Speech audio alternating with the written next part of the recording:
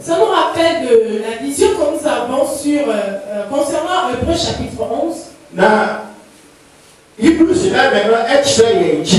Hébreux 11 nous parle de la foi. Et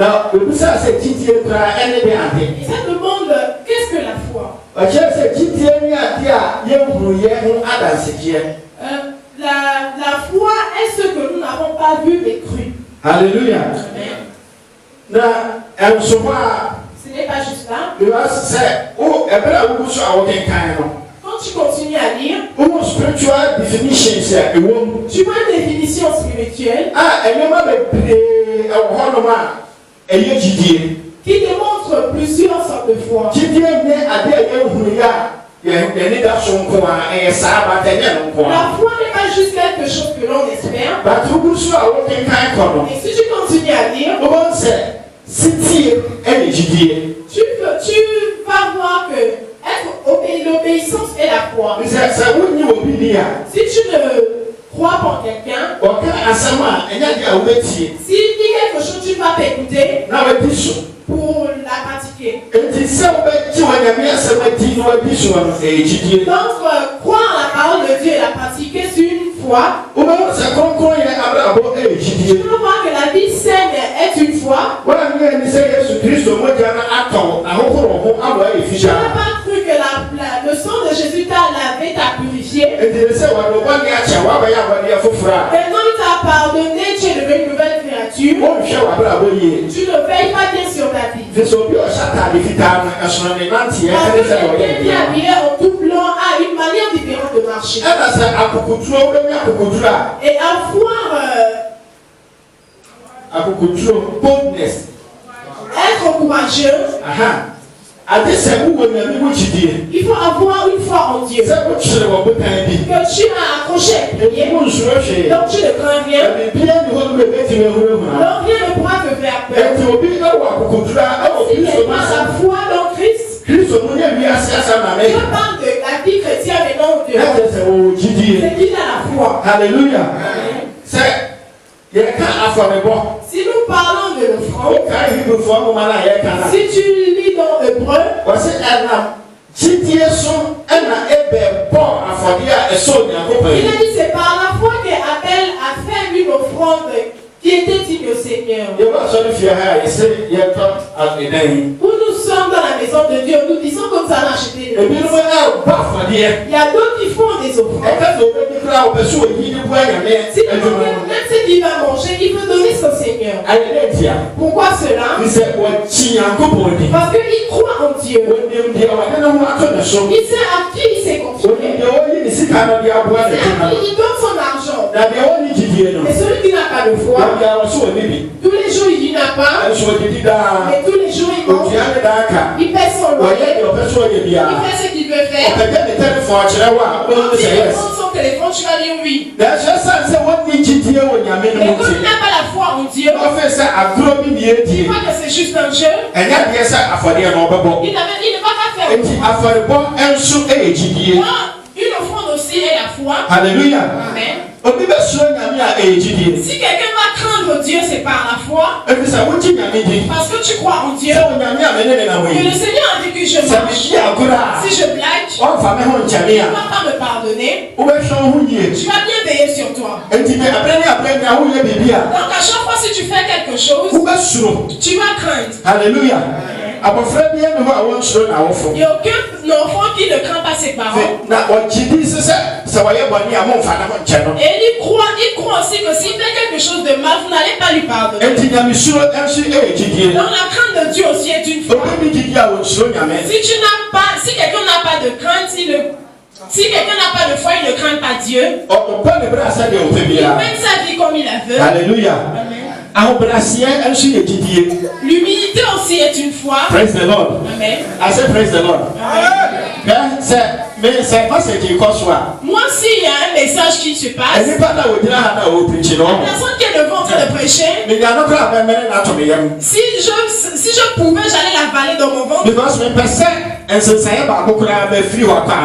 Parce que je ne veux pas que même un mot soit passé que je n'ai pas écouté. Quand je parle de l'humilité, je J'ai eu ça la semaine passée. Parce que je ne savais pas que l'humilité était aussi une foi. Le pasteur Nicole était en train de prêcher. Alléluia. Amen. Et depuis que j'ai commencé à aller dans les églises, j'ai compris que Élie, quand il a brisé quand il a tué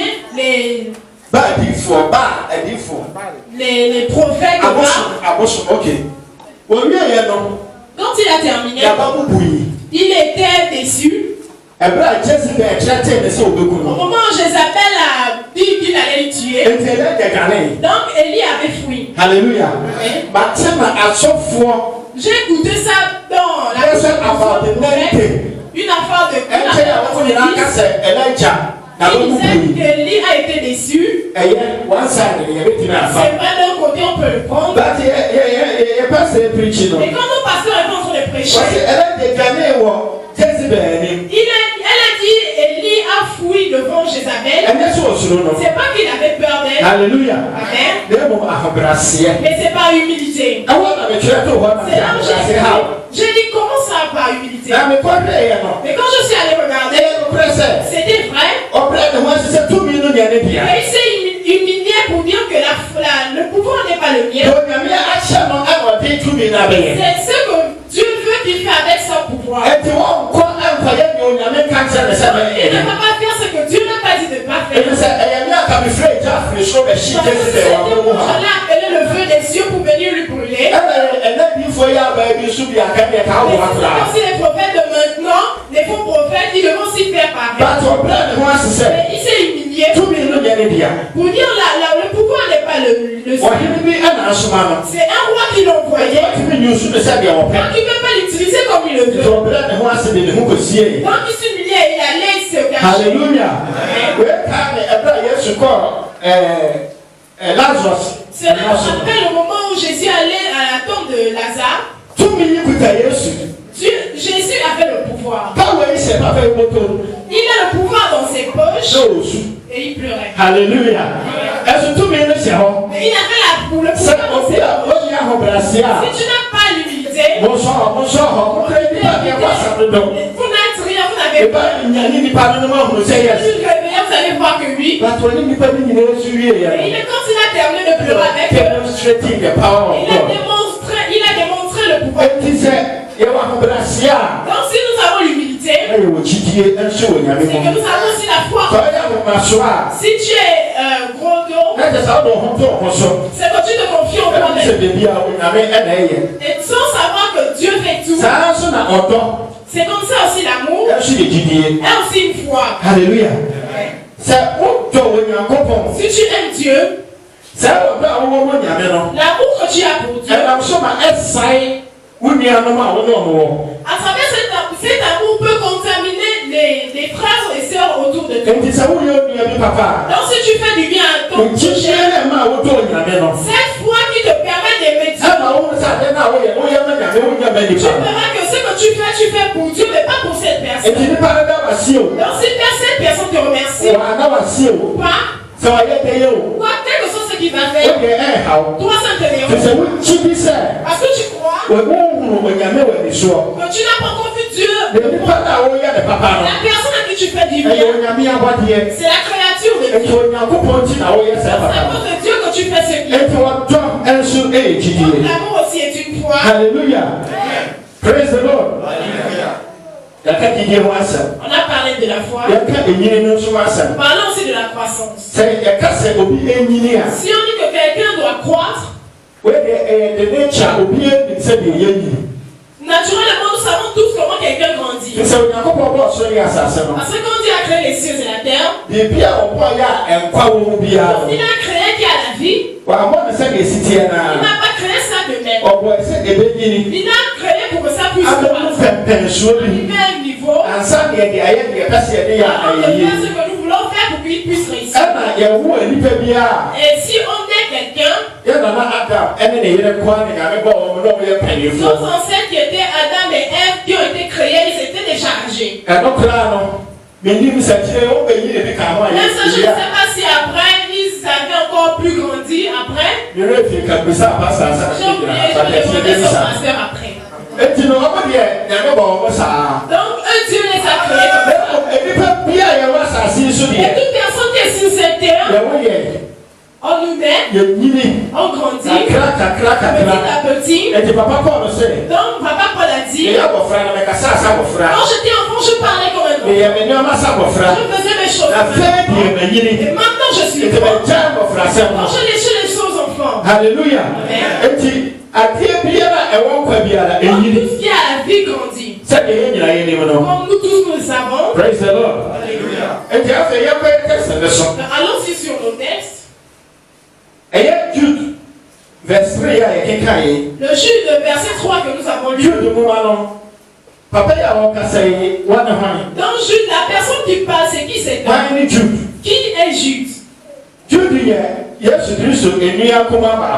Jude est un petit frère de Jésus-Christ. Alléluia.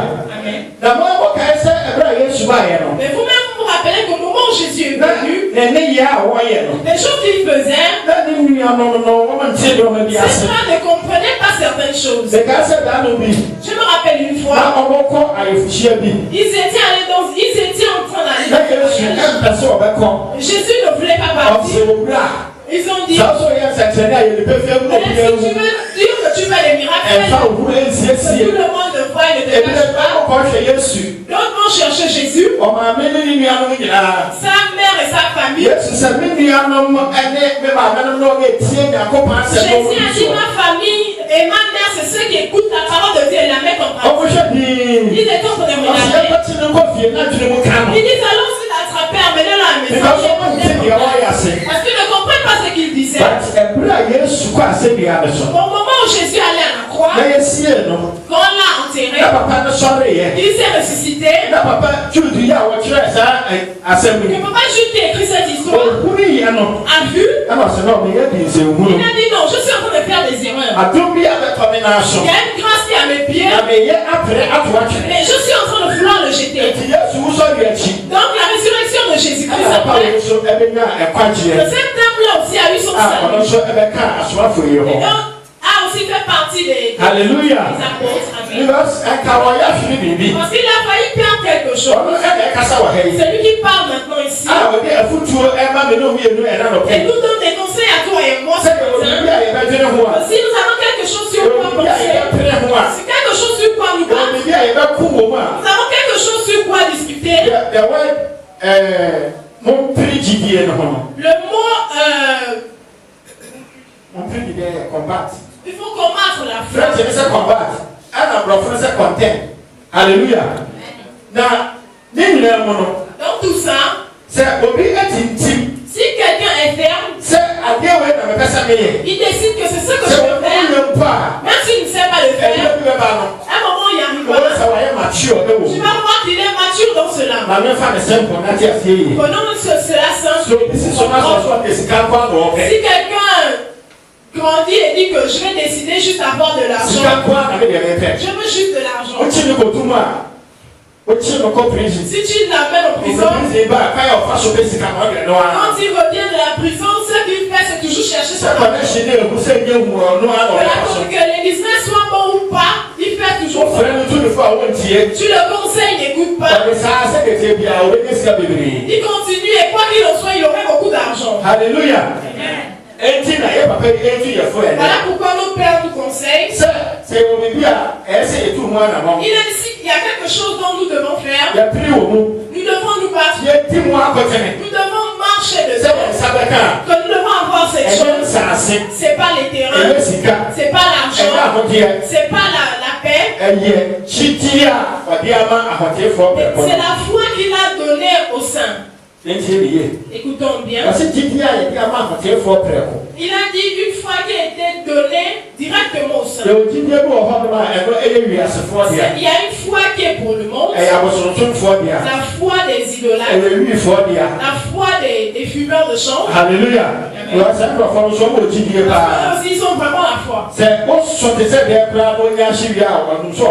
que soit ta grosseur, du moins s'il prend Son champ, il sait qu'il va te battre. Ils n'ont peur de rien. Il y a des gens qui ont plusieurs sortes de foi. Mais ce n'est pas de ça qu'on parle. Il a dit la foi qu'il a donnée au sein d'un coup. C'est ce que tu dois faire. Tu dois combattre. C'est ce que tu dois faire.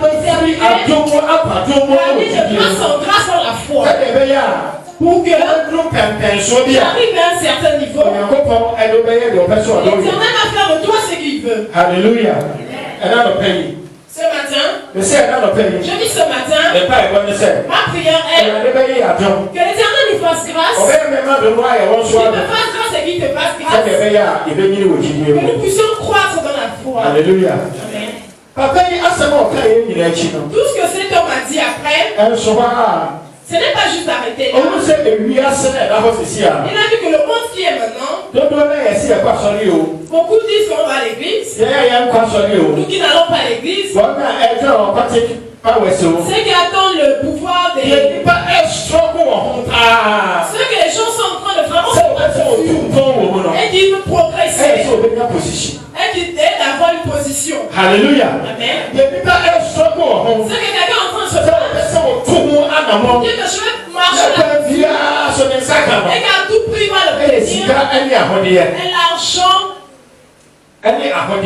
L'argent et la liberté. Praise the Lord. Amen.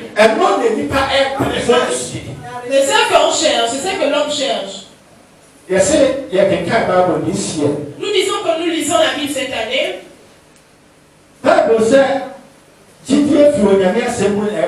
La Bible dit que la foi vient de la parole de Dieu.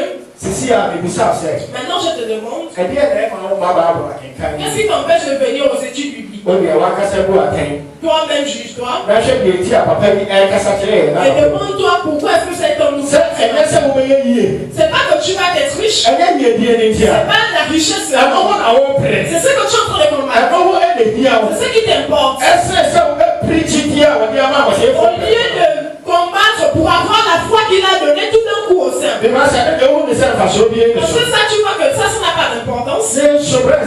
Mais mes frères et sœurs, si on te donne toutes les richesses du monde, que tu perds ton âme, quelle est l'utilité que tu as? Alléluia. Que Dieu nous fasse grâce ce matin. Dans le nom de Jésus. Cet homme nous parle ce matin. Parce que s'il faut que tu aies la bénédiction de Dieu, que ce soit physique ou spirituel, à travers ses pouvoirs. Si tu vas avoir le salut, ça va travers la foi. Jean 3,16, qu'est-ce qu'il dit? Comme Jésus a aimé le monde, il a donné son Fils unique. Celui qui croit en lui, Alléluia. Le périssement et la vie éternelle. Donc si tu ne crois pas, tu ne vas pas avoir le salut. Tu ne vas pas avoir une vie saine. Pour avoir même le Saint-Esprit. Le baptême du Saint-Esprit. Alléluia. Je te donne un exemple.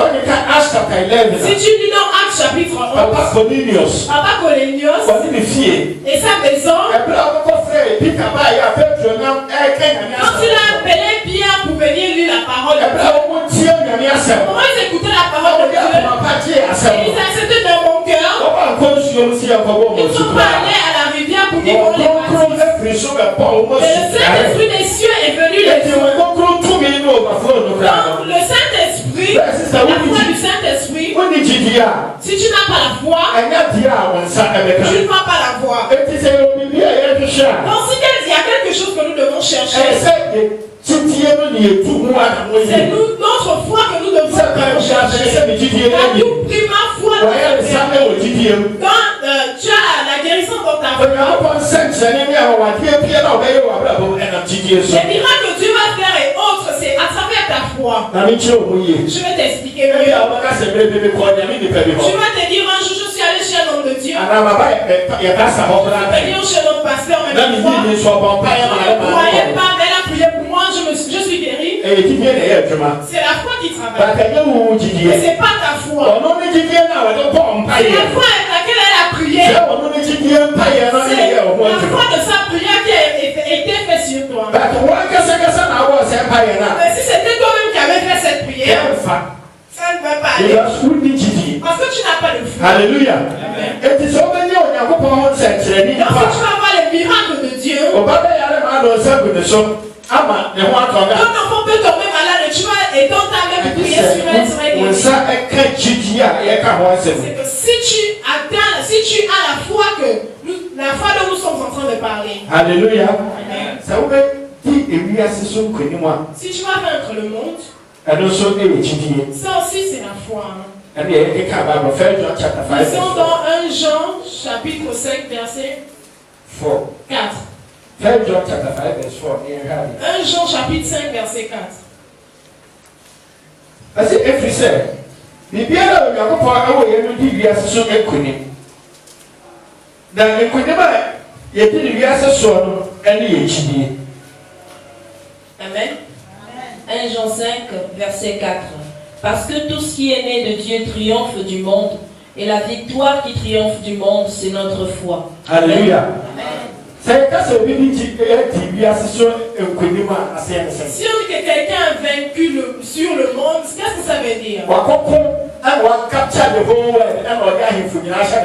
Est-ce qu'il allait combattre et a capturé tout le monde et a mis tous les rois à ses pieds? Il a tous les armes du monde dans sa maison. Il a toute la richesse du monde. Donc pourquoi est-ce que nous disons qu'il a vaincu le monde? Rappelle-toi et va à Hébreux chapitre 3. Ils ont dit ceux qui marchent dans la foi, ils sont étrangers sur cette terre. Et ils cherchent une terre qui serait les siens. Dans ces personnes, ils ont vaincu sur ce monde. Je vais t'expliquer pour mieux comprendre. Alléluia. Alléluia. Moi je suis là, j'ai vaincu le Gabon. Praise the Lord. Pourquoi est-ce que j'ai vaincu le Gabon? Si je me lève le matin, je sors. Si je m'habille pas bien, on va dire à un leader. Moi je m'en fous. Parce que je ne viens pas d'ici. Alléluia. J'ai un travail. Le travail là, je ne vais pas dire. Si toutes choses ne vont pas, à ce moment que je fais ce travail. Si tu marches, tu ne vas pas prendre le taxi parce que tu as beaucoup de choses sur toi. Mais je m'en fous aussi. Parce que je ne vais pas aller voir mon collègue, mon mari. Non, c'est pas mon problème. Alléluia. Je n'ai pas de problème. Je ne vais pas me lever un jour pour dire si je n'ai pas été je n'ai pas pensé à ça pour pleurer. Parce que je n'ai pas l'obtenir. Je ne pense même pas à ça. Être un policier, je ne pense pas l'être. Je ne pense pas être aussi une personne. Donc c'est pas mon problème. Si le Gabon fait les élections, et qu'il règne, que Dieu règne, je ne vais pas chercher un président. Parce que c'est eux qui savent qui est bon. C'est quand ils mangent qu'ils restent que moi aussi je. Donc je prie juste pour les accompagner. C'est pas mon problème. Mais ceux qui sont ici, quand ils se lèvent le matin, ils me sortent. Ils regardent son habillement bien. Et s'il marche, il se compare à ses collègues. J'ai terminé l'école. Regarde où il a. Je ne m'attaque aussi à ce niveau. Mais celui qui est étranger, ce n'est pas ton problème. Donc si tu as la foi, que tu es étranger, que tu sois Gabonais, que tu sois Togolais, que tu sois Ghanéen, ou que tu sois, tu vois que cette terre, tu n'es qu'une étrangère. C'est que toutes les choses du monde, c'est pas ton problème. Alléluia. I say praise the Lord. Alléluia. Yaba, elle est pressée. C'est quand une fois on est en train de glorifier notre pasteur, mais deux fois on a besoin de le dire.